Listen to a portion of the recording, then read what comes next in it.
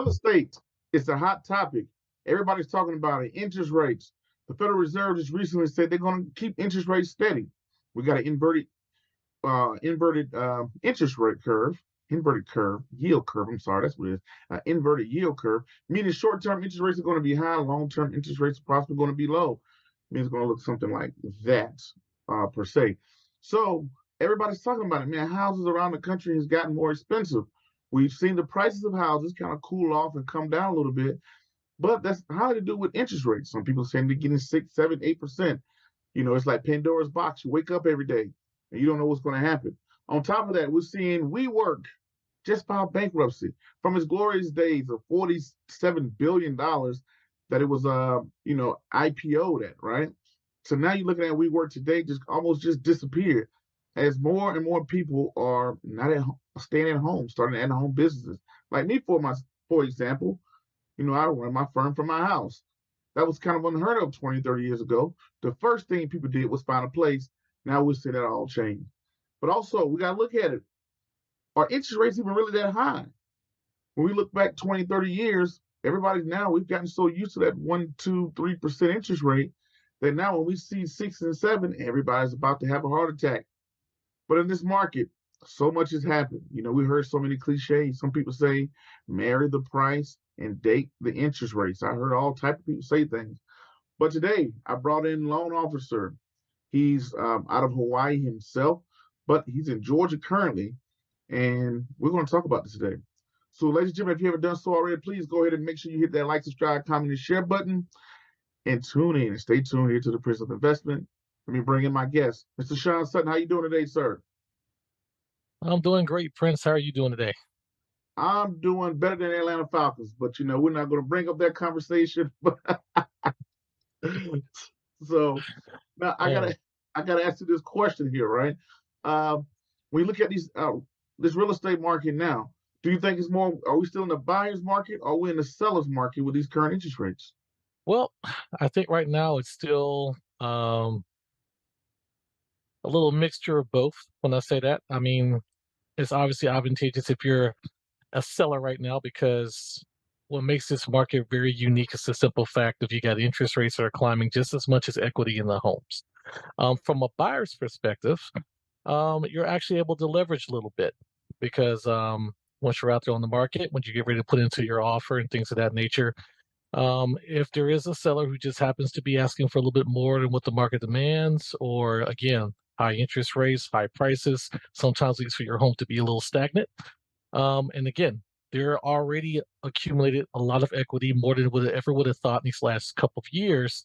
You're able to kind of incentivize and kind of ask things of them, as far as sellers credits and things of that nature, so you can want to getting yourself a pretty decent deal, even though you're paying a little bit more, but at the same time, you're able to perhaps buy that interest rate down and take advantage of certain products that are out there, such as 2-1 buy downs and so forth.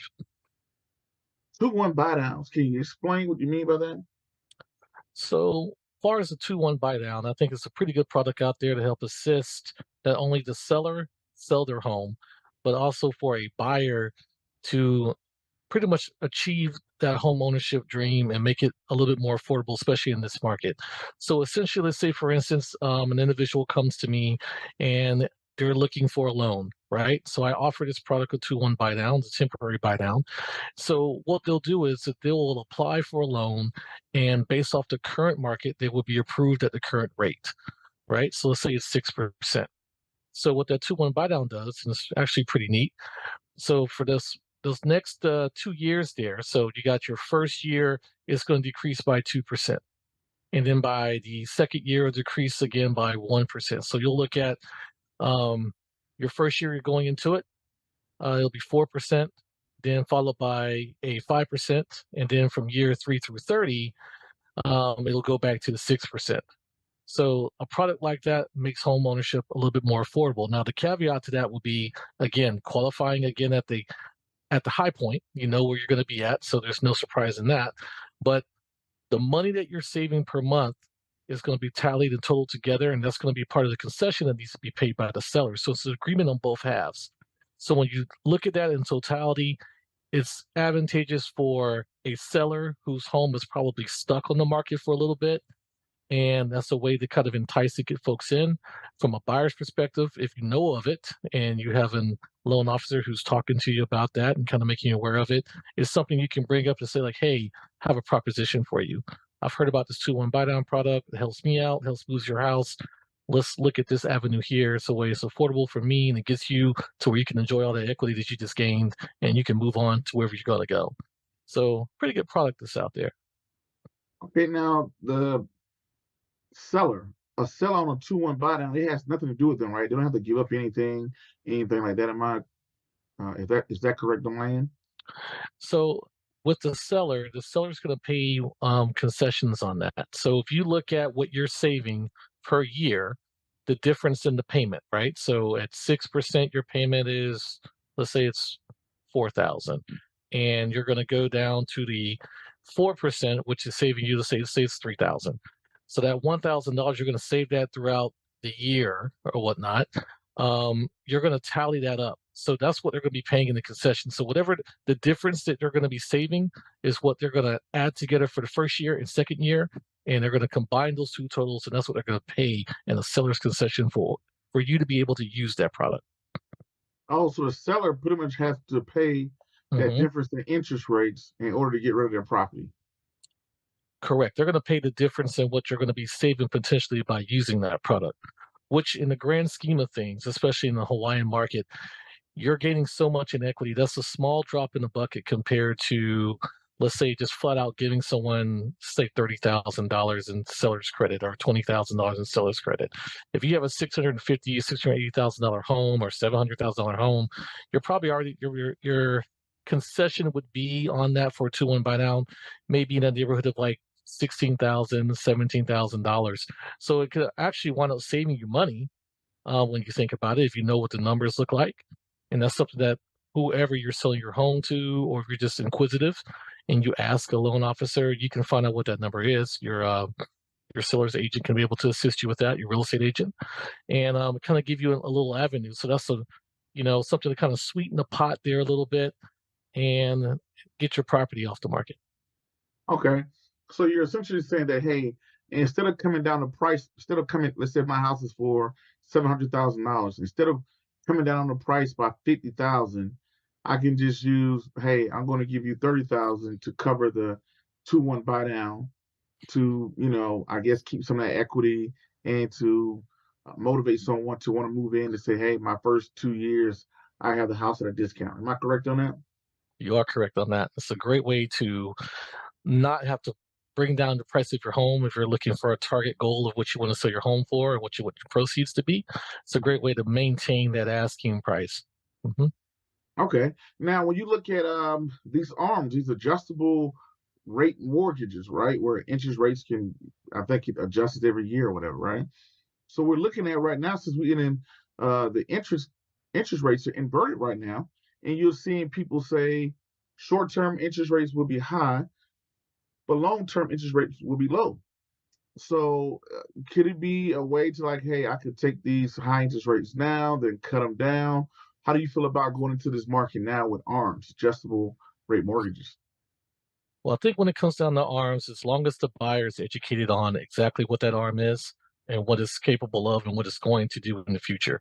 So, for instance, instead of people kind of being adjusted to just working with fixed rates, 30-year fixed rates, and so forth, if you're going to go to the arm, just know that at some point, like if I have a 3-1 arm and so forth, if I'm going into that third, fourth year, like, hey, I'm anticipating that change coming up to where I know in between, if I have not refinanced into a fixed product, is going to adjust. So Mm. that's where a lot of folks get into trouble with that. You want to make sure that, let's say for myself, when I'm talking with a client, that they're aware that adjustment is going to take place. That way you don't run into a payment shock, so to speak. I mean, they should be aware of it by the time before they even go into that product. But again, just a reiteration of it, and then talking with them even throughout it, checking on your client, like, hey, you know what, your arm's coming up. It's going to be changing soon. The market has not adjusted to the lower rates yet. And then here's what you're looking at. So again, it's just the education about the product itself, and then the anticipation of like, hey, if we have not refinanced out of it and the market has not gone the way we hoped it would have gone when we first took this on in order to achieve a lower payment, are we going to be okay with the higher payment that could be coming?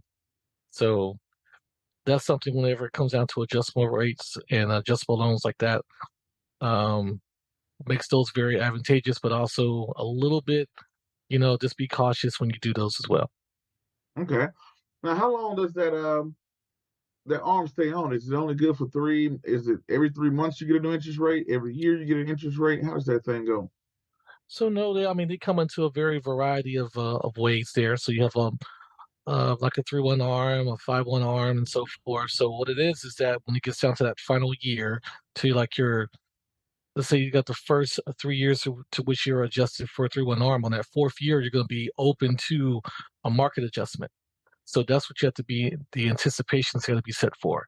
So once you get to that point and you're looking around, and you're like, well, I've been watching the market and nothing has changed. Then you're going to anticipate like, hey, I'm going to be at the mercy of where the current market is. Now, in between that, let's say like right now, you take on an arm and your interest rate is, let's say, is 6%. And hey, you know what? Market does switch and turn out to be, it's going down, and now interest rates are at 4. Let's go ahead and move you out of that and put you in a fix. And so that way you'll be good to go and you don't have to worry about that impending adjustment that's going to be coming up in the next year or so. Oh, now why would somebody want an arm anyway? Why not just go get a fix? It could be just affordability. A lot of times you want to go ahead and achieve the goal, right? So if I want to go ahead and buy that particular property, this is a home that I like and I love. If you can find a way to make it affordable and you manage your money well, you know what you're doing with it, and you're very cognizant of like your spending and so forth, the R makes sense. If you're able to budget and manage yourself accordingly, and you know you want to get that particular property, so there's nothing wrong with that.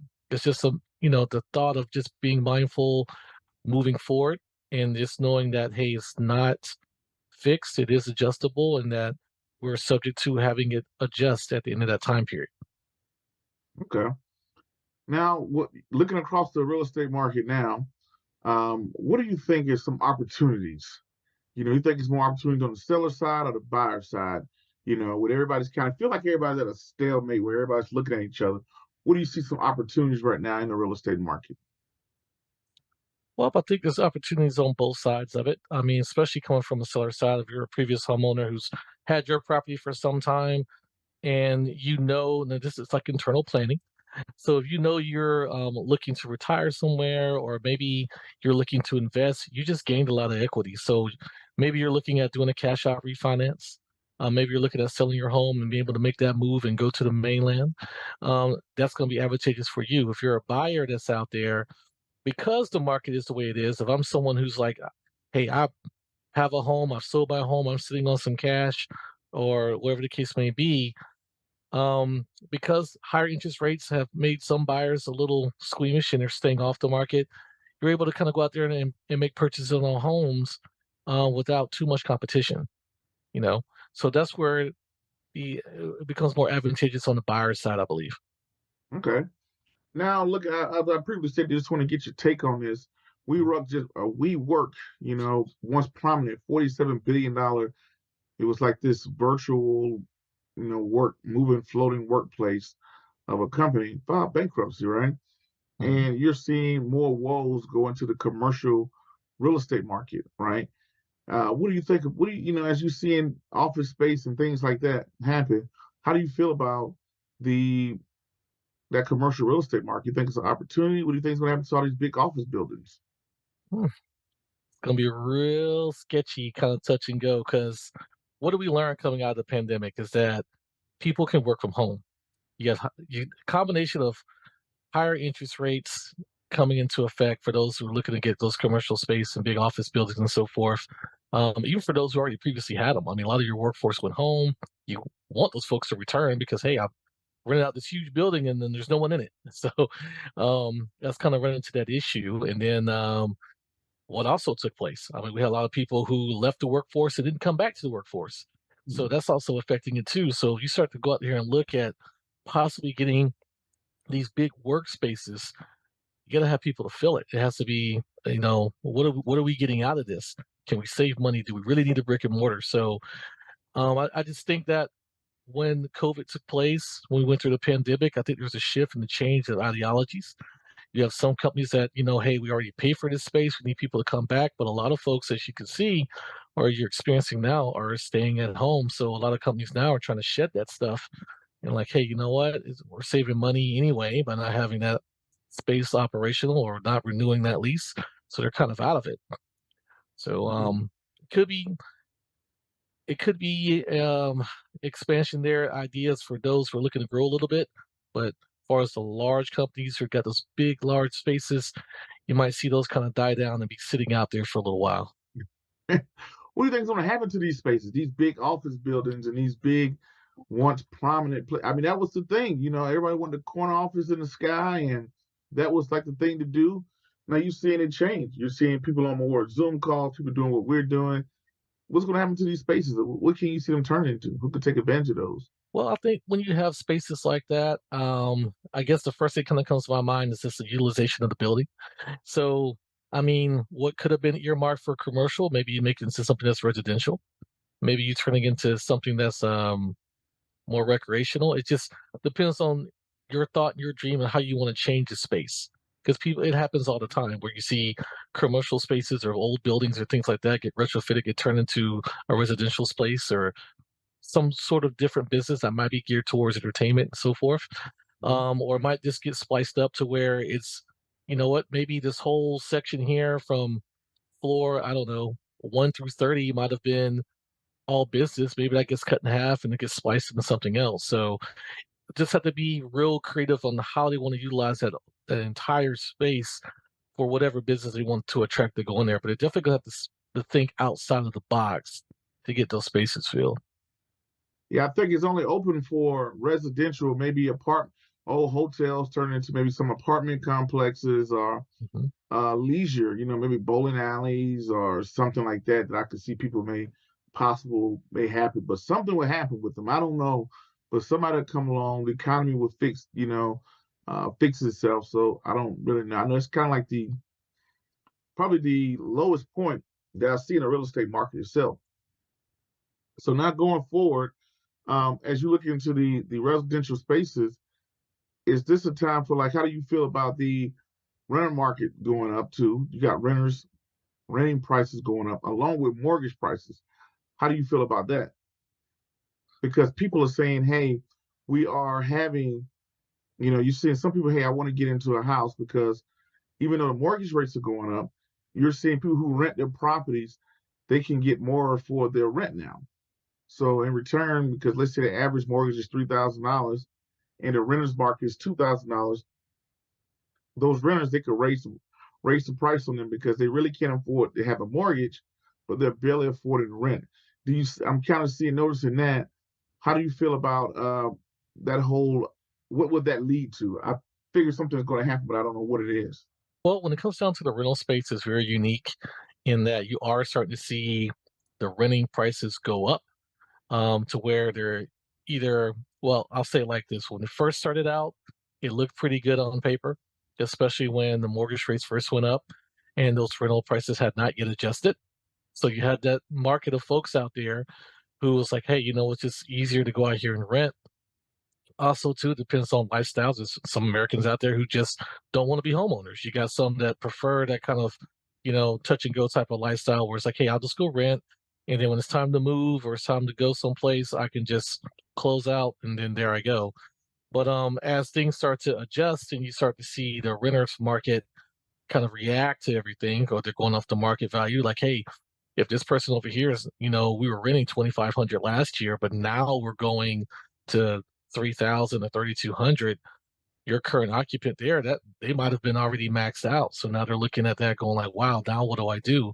So it's becoming to where you're almost kind of renting out I want to say the American dream, right? Like the dream is to buy a home and have home ownership. But until things can kind of get set back right in terms of what we're spending out in terms of what people are making, if that can make a little bit more of an adjustment to where our incomes are catching up to where rents are, it's kind of growing into the direction where there's no affordability there. Like that individual who's renting will probably be stuck renting, and then until houses come down, it becomes more of like, hey, you know what? I want to be able to buy a home, but I just can't do it right now. And with the rent going up, how can they save? So you're kind of running into that issue. Okay.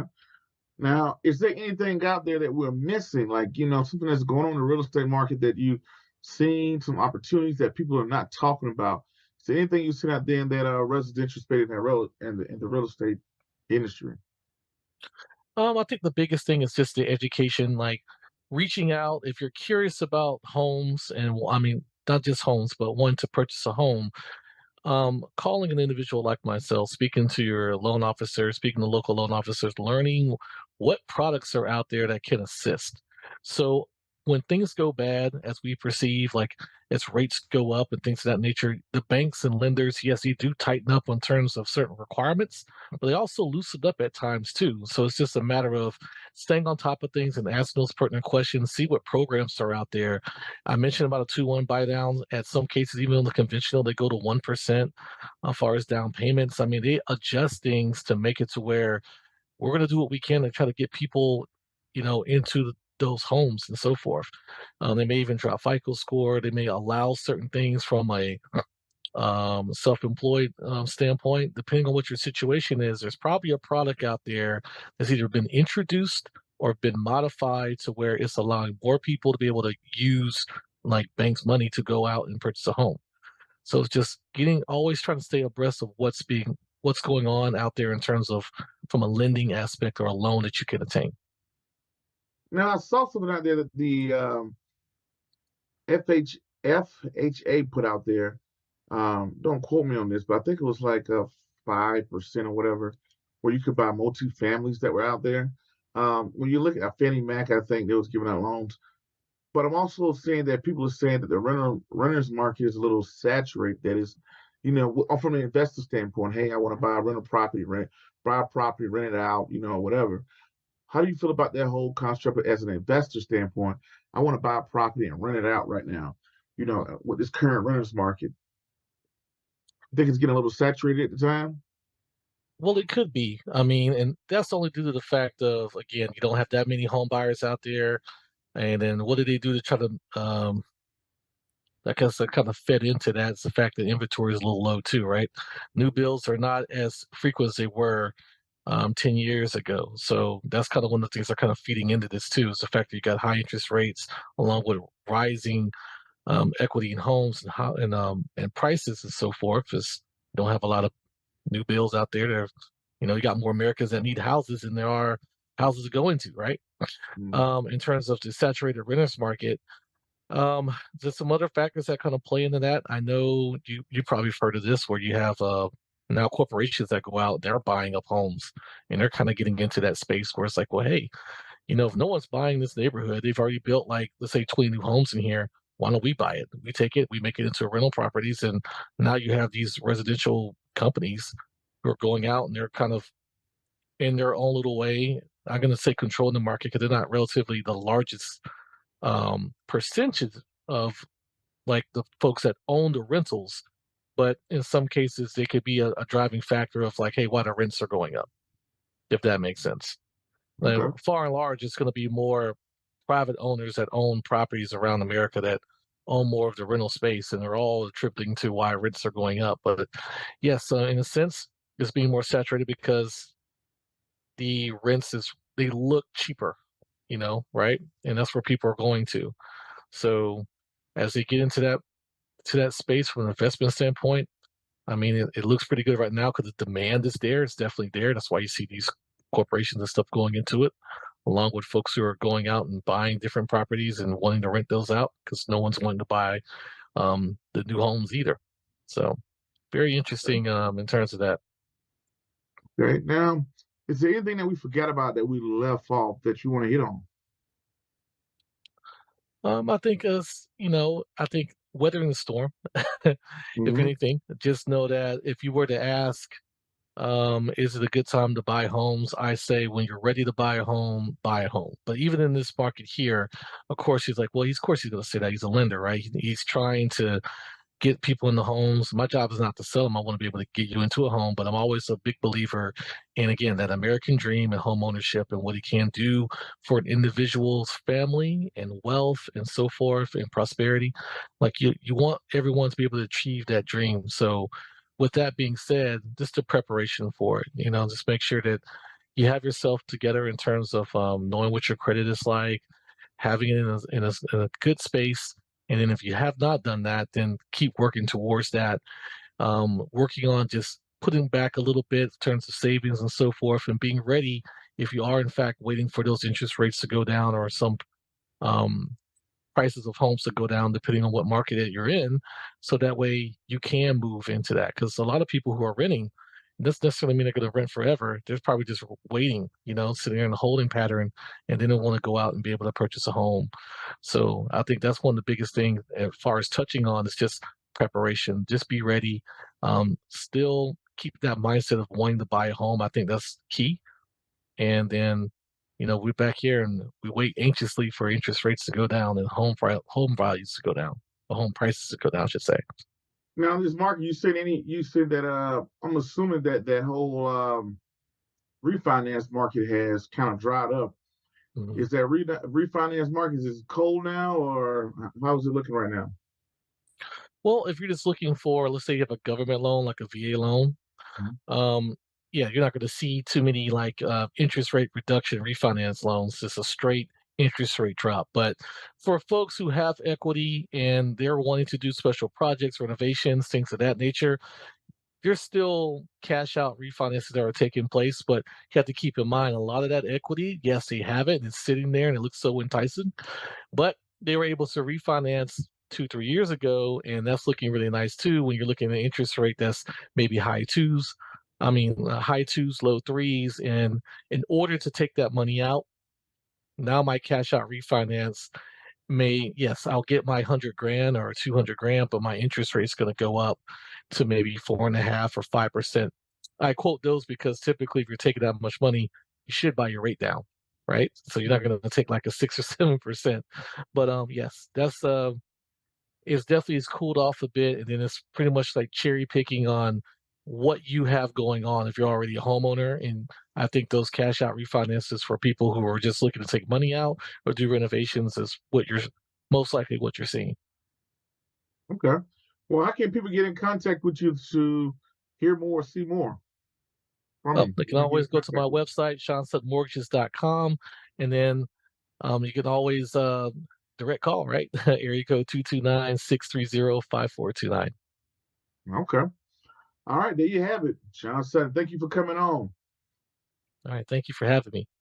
All right, ladies and gentlemen, to the next video podcast, cartoon, book, or whatever else crazy you see me do around the globe. My name is Prince Dykes. This is the Prince of Investment. Until the next time, peace, be safe. I'm out, and thank you.